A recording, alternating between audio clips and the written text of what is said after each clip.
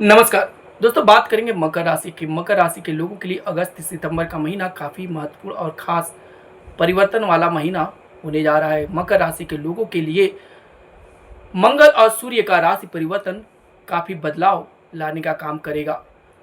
जहां मकर राशि के लोगों के तीसरे घर में शनिदेव बैठे हुए हैं, वहीं मंगल का गोचर आपके छठे भाव में होने जा रहा है। तीसरे भाव में बैठे हुए शनिदेव आपको थोड़ा सा कार्यों को टालने का काम करा रहे हैं, यानी आप अपने कार्यों को टालने में ज़्यादा लगे रहेंगे। आज के कार्यों को कल पे टालने का यह आदत आपको नुकसान दे सकता है। जब भी तीसरे घर में शनि देव बैठे हों तो ऐसे में अपने कार्यों को टालने से बचना चाहिए।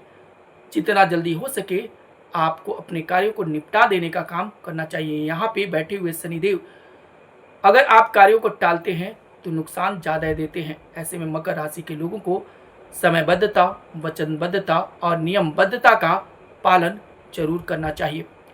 2 अगस्त 2026 से मंगल अपना राशि परिवर्तन करने जा रहे हैं। अभी तक पंचम भाव में मंगल शनि के साथ पर्वत योग बनाए हुए थे। आपके बुद्धि, विवेक, आपके कंपटीशन, संतान के क्षेत्र में काफ़ी दिक्कतों का सामना करना पड़ रहा था। आपकी योजनाओं को फल नहीं मिल रहा था। वहाँ शनि के दृष्टि से निकलकर मंगल अब आपके छठे भाव में हो जाएंगे, शत्रुहंता योग बना देंगे।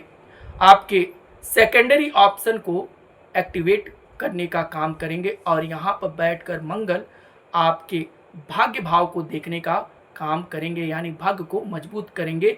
वहीं आपके कर्जों को कम करने का, शत्रुओं को कम करने का काम करेंगे। आपके सेकेंडरी ऑप्शन को बढ़ाने का काम करेंगे।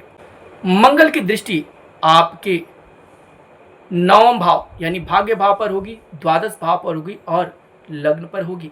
मंगल जहां होते हैं, जिस ग्रह के साथ होते हैं या जहां दृष्टि जाते हैं, वहां इंटेंसिटी बढ़ा देते हैं, यानी तीव्रता बढ़ा देते हैं। यानी द्वादश भाव को देखेंगे तो जहां खर्चे देंगे वहीं बाहरी क्षेत्रों से आपको लाभ का साधन भी बनाने का काम करेंगे। इंपोर्ट एक्सपोर्ट से या बाहरी क्षेत्रों से जो जुड़े हुए लोग हैं उनको लाभ मिलने की संभावनाएं बढ़ जाएंगी। वहीं लग्न को मंगल देखेंगे और लग्न को जब मंगल देखते हैं तो आवेश देते हैं, क्रोध देते हैं, साथ ही धैर्य को काम करने का काम करते हैं, जल्दबाज बनाते हैं। तो इस बात का भी मकर राशि के लोगों को खासा ध्यान रखना होगा।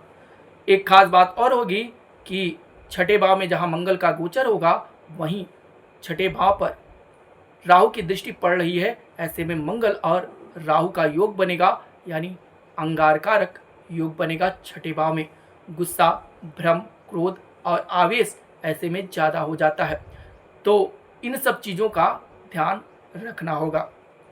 खास बात यह होगी कि तीसरे भाव में शनिदेव बैठे हुए हैं, जहां आपको आलसी और टालने वाला बना रहे हैं। वहीं छठे भाव पर मंगल बैठेंगे, भाग्य, द्वादश और लग्न को आपको देखेंगे, तो ऐसे में एक्टिव बनाने का काम मंगल करेंगे। तो इस समय अगर मंगल के एक्टिवनेस को ध्यान में रखकर आप चलेंगे तो आपको लाभ ज़्यादा मिलेगा। राहु की दृष्टियां भी आपके छठे भाव पर पड़ रही है, आठवें भाव पर पड़ रही है और कर्म क्षेत्र पर पड़ रही है। आठवें भाव को देखकर राहु जहां आकस्मिकता पैदा करने का काम कर रहे हैं, वहीं दसम भाव को देखकर आपके कार्यों में बाधाएं उत्पन्न होगी, संघर्ष थोड़ा सा ज़्यादा होगा, आपका काम ज़्यादातर एक बार में नहीं हो पाएगा। ऐसे में आपको प्रयासरत रहना होगा, मंगल के एक्टिवनेस को बढ़ाना होगा, अपना निरंतर प्रयास करना होगा, आलस से बचना होगा।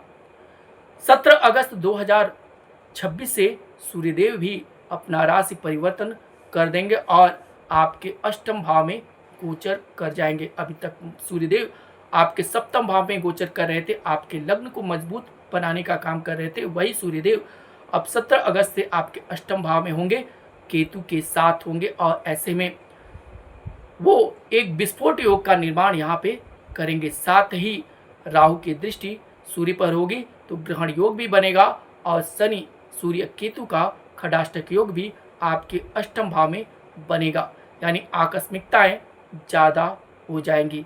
ऐसे में दो चीज़ें हो सकती हैं। ये एक चीज़ें ऐसी पैदा कर सकती हैं कि वो काम भी करा सकते हैं जो आपने एक्सपेक्ट नहीं किया हो, जो आपको काफ़ी लाभ देने वाला हो सकता है और आपको उन्नति विकास देने वाला हो सकता है। वहीं कुछ चीज़ें ऐसी भी होंगी जो आपके हित में न हो। इस समय आपको अपनी ऊर्जा बनाए रखने का काम करना होगा। आपको अपने वचनबद्धता पर नियंत्रण रखना होगा, लगे रहना होगा, क्योंकि सूर्य ग्रहण में जा रहे हैं। नहीं तो मान प्रतिष्ठा यश को थोड़ा सा नुकसान पहुंचा सकता है, पद को नुकसान पहुंचा सकता है। स्वास्थ्य, पिता के स्वास्थ्य का भी थोड़ा सा इस समय ध्यान रखना होगा मकर राशि के लोगों को। बृहस्पति इस समय आपके सप्तम भाव में गोचर कर रहे हैं।